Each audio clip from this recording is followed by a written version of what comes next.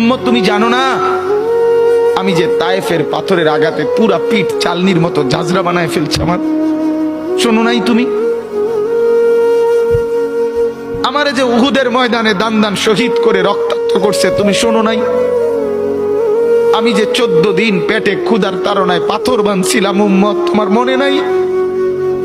একবারও শোনো নাই আমার ক্ষুধার কষ্ট, আমার পিঠের ব্যথা, আমার দাঁতের ব্যথা, আমার কাঁধে 2টা কড়া ঢুকে গেছে? উম্মত, আমার ঘরে 3 মাস আল্লাহর নবীর স্ত্রী আয়েশা বলছে, আল্লাহর কসম উম্মত, নবীর স্ত্রী বলছে 3 মাস 3টা চাঁদ উঠছে ডুবছে, রাইনা হেলালান সুম্মা হেলালান সুম্মা হেলালান, 3 চাঁদ 3 মাসে নবীর 9 জন বিবির কারো ঘরে আম্মা জান আয়েশা বলে 1 ফোঁটা চুলায় আগুন জ্বলে নাই।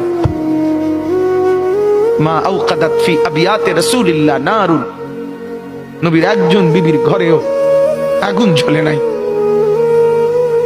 আল্লাহ নবীর স্ত্রী আয়েশা একদিন বলছিল নবীকে পিঠে হাত বুলাইয়া, ইয়া রাসূলুল্লাহ, স্বামী আপনার পিঠ ছিদ্র ছিদ্র কেন? পুরা পিঠ চালনির মতো ছিদ্র ছিদ্র কেন? আপনার কি ছোটবেলায় বসন্ত রোগ হয়েছিল, গোটা হয়েছিল?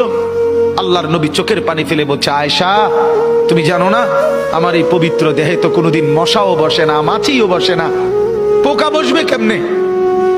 আমার পবিত্র দেহে তো হাঁটলে মেশকের গ্রান বের হয়, আমার পেশাব পায়খানাও তো কোনোদিন জমিনের উপরে 1 সেকেন্ড থাকে না, মাটি ফাঁক করে ভেতরে নিয়ে যায়, সেই আমার গায়ে গোটা হবে কেন? আয়েশা, এগুলো আমার তায়েফের পাথরের আঘাতের রক্তের দাগ।